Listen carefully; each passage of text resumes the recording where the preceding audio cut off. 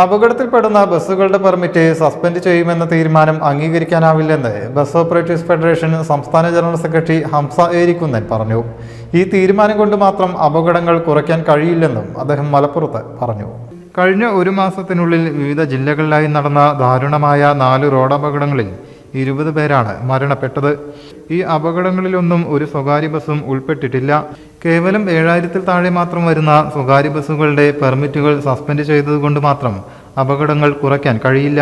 അപകടരഹിതമായ റോഡുകൾ നിർമ്മിച്ചും ഡ്രൈവർമാർക്ക് ബോധവൽക്കരണം നടത്തിയും ബസ്സുകൾക്ക് ഓടിയെത്താനുള്ള സമയക്രമം അനുവദിച്ചുമാണ് റോഡപകടങ്ങൾ കുറയ്ക്കാൻ വകുപ്പ് മുൻകൈയെടുക്കേണ്ടതെന്നും ബസ് ഓപ്പറേറ്റേഴ്സ് ഫെഡറേഷൻ ഭാരവാഹി ഹംസ ഏരിക്കുന്നൻ പറഞ്ഞു.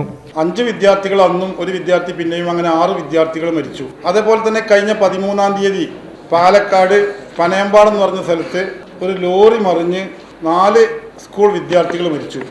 അതിനുശേഷം 15-ാം തീയതി മിനിഞ്ഞാന്ന് പത്തനംതിട്ടയിലെ മുറിഞ്ഞ കല്ലിൽ ഒരു കാർ അപകടത്തിൽപ്പെട്ട് 4 പേര് മരിച്ചു.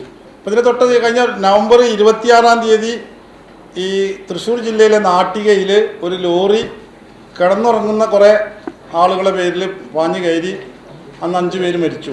അപ്പോൾ ഈ അടുത്തൊരു 10-20 ദിവസത്തിൻ്റെ ഉള്ളിൽ വളരെ അപകടം ഉണ്ടായി. അതിൽ കുറേ ആളുകൾ നമ്മളെ മലയാളികൾ മരണപ്പെട്ടു. അതിൽ നമ്മളൊക്കെ ദുഃഖിതരാണ്.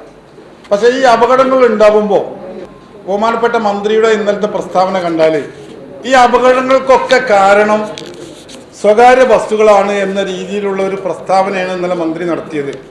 നമുക്കറിയാം, ഞാൻ ഈ പറഞ്ഞ 4 അപകടങ്ങളിലും ഈ ഏകദേശം 20 ആളുകൾ ഈ 15 ദിവസത്തിൻ്റെ ഉള്ളിൽ അപകടത്തിൽ മരിച്ച ഈ 4 അപകടത്തിൽ ഒന്നിൽ പോലും ഒരു സ്വകാര്യ ബസ് ഉൾപ്പെട്ടിട്ടില്ല.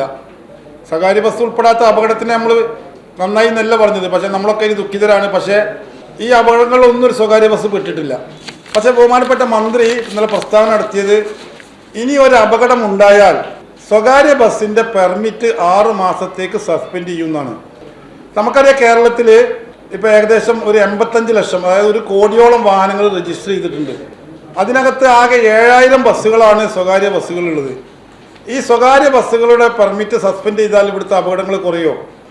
ഇവിടുത്തെ റോഡ് അപകടങ്ങൾക്ക് പ്രധാനപ്പെട്ട കാരണം ഒന്ന് ഇവിടുത്തെ റോഡിൻ്റെ അശാസ്ത്രീയപരമായ റോഡിൻ്റെ ഘടനയാണ്. അതുപോലെ തന്നെ ബസ്സുകൾ എപ്പോഴെങ്കിലും അപകടങ്ങളിൽ പെടുന്നുണ്ടെങ്കിൽ അതിന് ഗവൺമെൻറ് സർക്കാർ ഗതാഗത വകുപ്പ് അനുവദിക്കുന്ന സമയമാണ്. ഈ സമയത്തിൽ ഒരു ഏകീകരണം വേണം എന്നുള്ളത് ഞങ്ങൾ പല പ്രാവശ്യമായി ഗവൺമെൻറ്റിനോട് ആവശ്യപ്പെട്ടതാണ്. സമയം ഇപ്പോൾ ചില ബസ്സുകൾക്ക് 1.5 മിനിറ്റ്, ചില ബസ്സുകൾക്ക് 2 മിനിറ്റ്, അതായത് 1 കിലോമീറ്റർ എന്നാണ് പറയുന്നത് കേട്ടോ. ചില ബസ്സിന് 2.5 മിനിറ്റൊക്കെ അനുവദിക്കും. ഈ അനുവദിച്ച സമയത്ത് ബസ് സ്റ്റാൻഡിൽ നിന്ന് പുറപ്പെടാൻ പാടുള്ളൂ. അതേപോലെ തന്നെ അവിടെ എത്തിപ്പെടേണ്ട ഒരു സമയം ഗതാഗത വകുപ്പ് നൽകും, ആ സമയത്ത് എത്തിപ്പെടണം.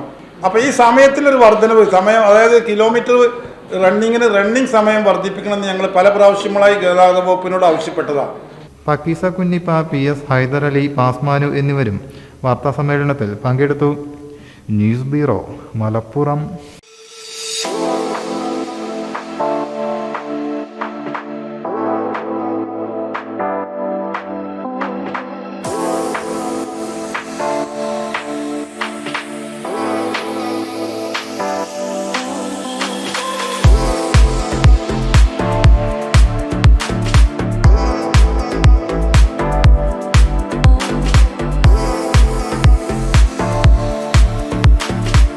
ക്ലാരസ് designer jewellery, Calicut road, Perinthalmanna.